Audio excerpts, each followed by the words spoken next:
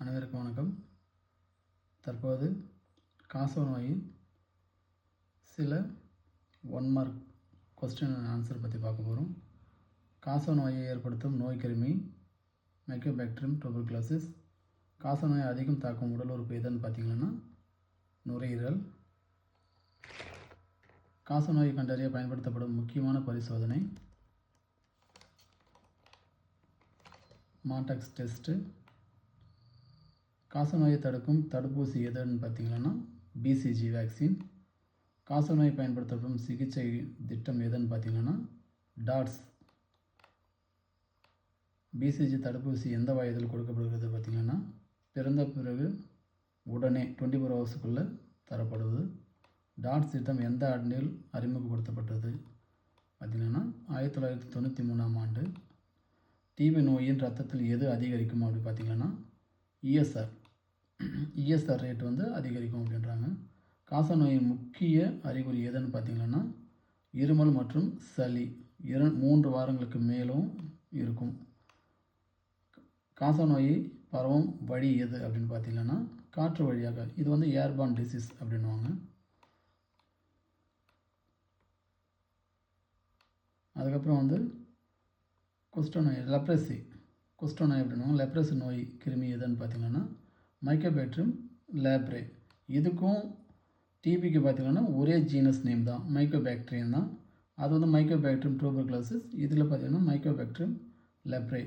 குஷ்டநோய் மற்றும் பெயர் என்ன அழைக்கப்படுகிறதுன்னு பார்த்தீங்கன்னா ஆன்சன் டிசீஸ் அப்படின்வாங்க. குஷ்டநோய் அதிகம் தாக்கும் உடல் பகுதி எதுன்னு பார்த்தீங்கன்னா தோல் மற்றும் நரம்புகள். குஷ்டநோய் பரவுவது எந்த வழியாக அப்படின்னு பார்த்தீங்கன்னா காற்று வழியாக. இதுவும் ஏர்பார்ன் டிசீஸ் வழியாக பரவுது. குஷ்டநோயின் முக்கிய அறிகுறின்னு பார்த்தீங்கன்னா தோலில் வெண்மையான தழும்புகள் உணர்வற்று இருக்கும். இது பார்த்தீங்கன்னா உணர்ச்சியற்ற தழும்புகள். அந்த இடத்துல ஊசி குத்தினாலும் ஓரளவுக்கு வலிக்காது, நம்ம எது பண்ணாலும் அந்தளவுக்கு வலிக்காது, முடி அந்த இடத்துல இருக்காது அப்படின்வாங்க. குஷ்டநோயை கண்டறியும் பரிசோதனை எப்படின்னு பார்த்தீங்கன்னா ஸ்லைட் ஸ்கின் ஸ்மியர் டெஸ்ட் அப்படின்வாங்க. குஷ்டநோயை தடுக்கும் தடுப்பூசின்னு பார்த்தீங்கன்னா லெப்ரோமின் டெஸ்ட் அப்படின்வாங்க. அதுக்கப்புறம் பார்த்தீங்கன்னா குஷ்டநோய் சிகிச்சைக்கு வழங்கப்படும் மருந்து தொகுப்பு என்னென்ன, ஒரு குரூப் ஆஃப் மெடிசன்ஸ் அப்படின்னு பார்த்தீங்கன்னா எம்டிடி மல்டி ட்ரக் தெரப்பின்னு கொடுப்பாங்க. குஷ்டநோய்க்கு பயன்படுத்தும் முக்கிய மருந்து எதுன்னு பார்த்தீங்கன்னா ரிப்பமைசின், டேப்சோன், குளோபமைசின். ஸோ அடுத்தது பார்த்திங்கன்னா இந்தியாவில் தேசிய குஷ்டநோய் ஒழிப்பு திட்டம் பார்த்திங்கன்னா என்எல்இபி எந்த ஆண்டில் தொடங்கப்பட்டது அப்படின்னு பார்த்தீங்கன்னா 1983ஆம் ஆண்டு. குஷ்டநோய்க்கு தாக்கும் நரம்புகள் எவைன்னு பார்த்தீங்கன்னா பெரிபெரல் நர்வ்ஸ் அப்படின்வாங்க. குஷ்டநோய் நீண்டகால நோய் வகையில் எது அப்படின்னு பார்த்தீங்கன்னா குரோனிக் இன்ஃபெக்ஷஸ் டிசீஸ் அப்படின்வாங்க. குஷ்டநோயை முழுமையாக குணப்படுத்த முடியும், உண்மையா பொய்யா அப்படின்னு பார்த்தீங்கன்னா பதில் உண்மை. ப்ராப்பராக எம்டிடி அந்த மருந்து சிகிச்சை மூலிமா எடுத்தோம்னா நமக்கு இந்த நோய் கண்ட்ரோலில் வர்றதுக்கான வாய்ப்புகள் அதிகம். அதுக்கப்புறம் பார்த்தீங்கன்னா டைபாய்டு என்ட்ரிக் ஃபீவர் நோயை ஏற்படுத்தும் நோய்க்கிருமி எதுன்னு பார்த்தீங்கன்னா சால்மோனெல்லா டைஃபி.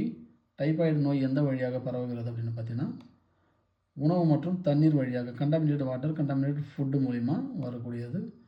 டைபாய்டு நோயை கண்டறியும் பரிசோதனை எதுன்னு பார்த்தீங்கன்னா வைடால் டெஸ்ட்டு. டைபாய்டு நோயின் முக்கிய அறிகுறின்னு பார்த்தீங்கன்னா காய்ச்சல் மற்றும் வயிற்று வலி. டைபாய்டு காய்ச்சலுக்கு சிகிச்சைக்கு பயன்படுத்தப்படும் மருந்து எதுன்னு பார்த்தீங்கன்னா சிப்ரோஃப்ளாக்சின் மற்றும் அசிடோமைசின் அப்படின்வாங்க. டைபாய்டு காய்ச்சல் எத்தனை நாட்களுக்கு நீடிக்கலாம் அப்படின்னா 7லிருந்து 14 நாட்களுக்கு நீடிக்கும் அப்படின்னாங்க. டைபாய்டு நோயின் முக்கிய நோய்க்கிருமி உடலின் எந்த பகுதியில் பெறுகிறது அப்படின்னு பார்த்தீங்கன்னா குடல் பகுதி, மனிதனோட குடல் பகுதியில். டைபாய்டு நோயின் தடுப்பு மருந்து எதுன்னு பார்த்தீங்கன்னா TAB vaccine means typhoid paratyphoid vaccine. Typhoid நோயாளிக்கு பரிந்துரைக்கப்படும் உணவு வகை எதுன்னு பார்த்தீங்கன்னா மென்மையான திர உணவு. ஸோ லிக்யூடாக ஜூஸ் அந்த மாதிரி சாப்பிடலாம். டைபாய்டு நோயை ஏற்படுத்தும் கிருமி எந்த வகை பாக்டீரியான்னு பார்த்தீங்கன்னா கிராம் நெகட்டிவ் பேசில்லை. டைபாய்டு நோயின் முக்கிய பின்விளைவுகள் யாவைன்னு பார்த்தீங்கன்னா குடல் புண்ணு, குடல் வெடிப்பு, நீண்ட கால காய்ச்சல் என இருக்கும். டைபாய்டு நோயாளியின் ரத்தத்தில் எது காணப்படும் அப்படின்னு பார்த்தீங்கன்னா WBC குறைவு. ஸோ ஒயிட் பிளட் செல்ஸ் பார்த்திங்கன்னா எண்ணிக்கை வந்து குறைஞ்சிருக்கும். டைபாய்டு நோய் கண்டறியும் சிறந்த மாதிரி எதுன்னு பார்த்தீங்கன்னா பிளட் கல்ச்சர். பிளட்டை தான் வந்து எடுத்து டெஸ்ட் பண்ணுவாங்க. டைபாய்டு நோயின் எந்த வகை நோய்? பாக்டீரியா வகை நோய். இது வந்து வைரஸ் கிடையாது. இது வந்து ஒரு type of bacteria. Salmonella type அப்படிங்கிறது பார்த்திங்கன்னா ஒரு bacteria.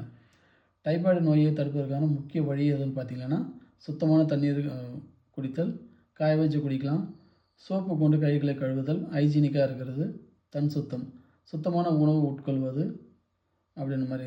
So contaminated water, contaminated food மூலிமா தான் இது டைபாய்டு வரும். ஸோ அதனால் வந்து அதை வந்து ப்ராப்பராக மெயின்டைன் பண்ணோம்னா நம்மளுக்கு இந்த டைபாய்டு காய்ச்சல் வராது. குடி தண்ணீரை சுத்தமாவதற்கான மிக எளிய முறையை பார்த்திங்கன்னா வடிகட்டுதல் மற்றும் தண்ணீரை கொதிக்க வைத்தல் அப்படின்வாங்க. கொசு மூலம் பரவும் நோய் எதுன்னு பார்த்திங்கன்னா மலேரியா. அதில் பார்த்திங்கன்னா டைபாய்டு, மலேரியா, காய்ச்சல், இருமல் கொடுத்துருக்காங்க. அதில் பார்த்திங்கன்னா மலேரியா தான் கொடுப்பாங்க. மலேரியா, டெங்கு, ஃபைலேரியா இதெல்லாம் பார்த்திங்கன்னா உங்களுக்கு மஸ்கிட்டோ மூலம் பரவும் நோய்கள். கழுவும் சரியான நேரம் எதுன்னு பார்த்திங்கன்னா உணவுக்கு முன்பும் கழிவறைக்கு சென்ற பின்பும் பண்ணலாம். பாலியல் கலப்படம் அடல்ட்ரேஷன் பார்த்திங்கன்னா இருப்பதை குறைக்கும் வழி எதுன்னு பார்த்திங்கன்னா வீட்டில் பால் காய்ச்சி குடித்தல் அப்படின்வாங்க. புகைப்பிடித்தல் உடலுக்கு ஏற்படுத்தப்படும் தீங்கு என்னன்னு பார்த்திங்கன்னா இதய நோய், நுரையீரல், புற்றுநோய், காசநோய் இது எல்லாமே வந்து புகைப்பிடிக்கிறதுனால வரும். குடிப்பழக்கத்தினால பார்த்திங்கன்னா லிவர் வந்து டேமேஜ் ஆகும். பசுமை இந்தியா, கிரீன் இந்தியா திட்டம் தொடர்புடையது எதுவுடன் பார்த்திங்கன்னா மரங்கள் மற்றும் மரங்களை நட்டு சுற்றுச்சூழலை பாதுகாப்பது. அதுக்கப்புறம் பார்த்திங்கன்னா ஹெப்படைட்டிஸ் பி பார்த்திங்கன்னா நோய் தாக்கும் உறுப்பு எதுன்னு பார்த்திங்கன்னா கல்லீரல், லிவர் தான் வந்து ஹெப்படைட்டிஸ் பி. இது வந்து பிளட் மூலிமா வரும். நோ ஸ்மோக்கிங் டே ஒவ்வொரு ஆண்டும் எப்போது அனுசரிக்கப்படுகிறது பார்த்திங்கன்னா மார்ச் மாதம் 2ஆம் புதன்கிழமை. நோய்கள் பரவாமல் தடுக்க முக்கியமான நடைமுறை எதுன்னு பார்த்திங்கன்னா தனிப்பட்ட சுகாதாரம், பொது இடங்களில் தூய்மை, தண்ணீர் சுத்தம் இது எல்லாமே. இரத்த தானம் செய்யக்கூடிய குறைந்தபட்ச வயது பார்த்திங்கன்னா 18 வயது இருந்தால் இரத்த தானம் பண்ணலாம். இரத்த தானம் பண்ணுறதுக்கு பார்த்திங்கன்னா அவங்களுக்கு கம்யூனிகபிள் டிசீஸ் இருக்கக்கூடாது, கிராஸ் மேட்சிங் பார்ப்பாங்க. அதே மாதிரி நாள்பட்ட நோய்கள், அதே மாதிரி கம்யூனிகபிள் டிசீஸ் எதுவும் இருக்கக்கூடாது, மது பழக்கங்கள் எதுவுமே இருக்காமல் இருக்கணும். ஸோ இந்த மாதிரிலாம் பார்ப்பாங்க. இந்தியாவில் தேசிய சுகாதார நாள் பார்த்திங்கன்னா நேஷ்னல் ஹெல்த் டே எப்போதுன்னு பார்த்திங்கன்னா ஏப்ரல் 7th உலக சுகாதார நாள் பார்த்திங்கன்னா அப்போ தான். தண்ணீர் வீணாவதை தவிர்ப்பது ஏன் அவசியம்னு பார்த்திங்கன்னா தண்ணீர் இயற்கை வளம் என்பதால் அதை வந்து மறுபடியும் உற்பத்தி செய்ய முடியாது. ஸோ அதனால் பார்த்திங்கன்னா நம்ம இது பண்ணணும். உலக சுகாதார நாள் அப்படின்னு பார்த்திங்கன்னா ஏப்ரல் 7 ஏற்கனவே சொன்ன மாதிரி. உலக சுற்றுச்சூழல் நாள் வேர்ல்டு என்வரான்மெண்ட் டே எப்போதுன்னு பார்த்திங்கன்னா ஜூன் 5. கொசு மூலம் பரவும் நோய் பார்த்திங்கன்னா ஏற்கனவே சொல்லிட்டோம். ஸோ இது வரைக்கும் நம்ம வந்து பார்த்திங்கன்னா பல் துலக்குவதற்கு சிறந்த நேரம் எதுன்னு பார்த்திங்கன்னா காலை மற்றும் இரவு நேரம் இரண்டுமே.